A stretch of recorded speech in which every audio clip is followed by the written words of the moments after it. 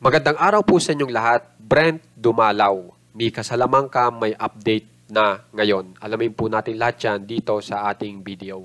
Dito po muna tayo sa ibang topic, okay, na kailangan nyo po malaman, okay, para mas makarelate po kayo dito sa dalawa. Bali, ito pong si Brent Manalo ay, kung mapapansin nyo sa social media, ay may naglalabasan pong larawan. Okay? Na maganda naman po yung magiging epekto. At may pagmamalaki po ni Mika Salamanca. At ito po yun. Ito, na kung saan ay nakalagay dito, PBB Big Winner, Brent Manalo, cum laude, Bachelor of Science in Advertising Management, na kung saan ay gumraduate siya sa isang kilalang university. At ito po yun, De La Salle University. Isipin nyo naman po yan, napakadaming magagaling po na estudyante sa La Salle, pero siya ang naging cum laude. Tapos ang nakalagay pa dito, other achievements, valedictorian, Dean's Lister for 4 consecutive years. Isipin nyo naman yan, napakahirap po na makasama sa pagiging Dean's Lister. Pero itong si Brent Manalo, madali lang sa kanya. At nagawa niya pang 4 na magkakasunod na taon na siya ay kasama sa pagiging Dean's Lister. Kaya kung mapapansin nyo, itong si Michael Sager, kung yung tinanong siya, yung medyo hindi niya ka-close, yung medyo naiilang siya. Alam naman po natin, matalino si Michael Sager, di ba? Dito siya naiilang kay Brent Manalo. Kumbaga, hindi niya yung matapatan pagdating sa talino, sa challenge, talagang hindi niya yung kayang ma-overcome si Brent Manalo agad-agad. Kaya siya ay naiilang. Na ito talagang na-achieve ni Brent Manalo ay talagang napakalaking bagay po nito para si Brent Manalo ay maging confident sa sarili. Kaya kung maalala nyo, yung sinabihan ni Kira Ballinger, si Brent Manalo na, "Who are you?" Ito ang dahilan kung bakit sinabi din ni Brent Manalo na, "Who are you?" Na kung mapapansin nyo, ay talagang itong si Brent Manalo ay confident sa sarili niya. At kaya niyang patunayan iyan. Di ba po ba? So, pagkatapos po nito, ay yung mga nakaraang nangyari po dito sa dalawa ay ito, yung masaya naman. Okay? So, ito po yung kanilang ginawa na magkasama na po si Brent at saka si Mika. Panoorin po muna natin.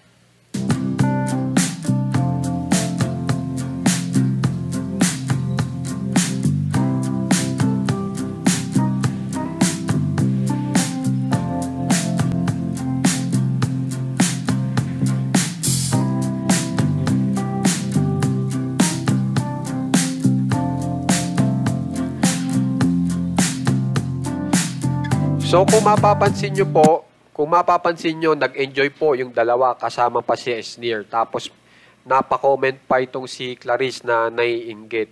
At si Charlie Fleming ay nag-comment din. Tapos, ganun din po si Brent. Bali, ang nag-post po nito ay si Mika Salamanca na talagang in-enjoy po nila itong moment na ito. Tapos po, dito na po tayo kay Brent Manalo na kung saan ay ipapakita ko sa inyo yung sinasabi kong dumalaw po siya. So ito po, meron po siyang dinalaw dito sa sementeryo. So panoorin po natin.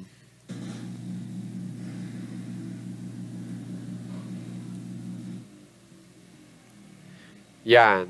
So yan po. Tapos, ipakita ko po sa inyo yung bagong post po ni Brent Manalo.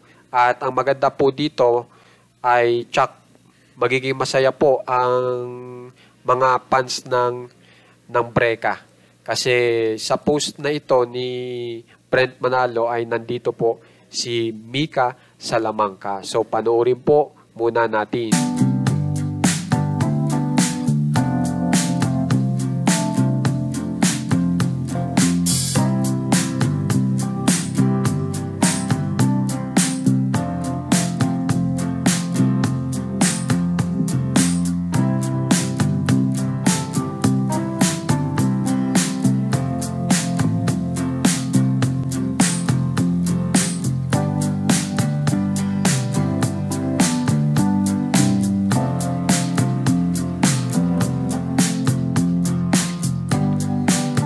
Yan. So, ito po yung mga bagong update po ni Brent Manalo. So, makikita nyo, talagang lagi po sila nagkakasama ni Mika Salamanca. Tapos, ito na po yung bagong update ni Mika Salamanca. So, ito po. Panoorin po muna natin.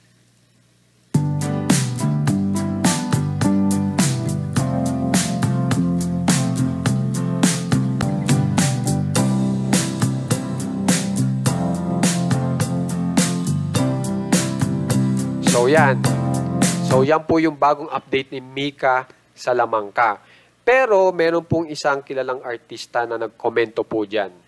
Okay? At yan po ay si Mabi Legaspi na gulat na gulat po siya.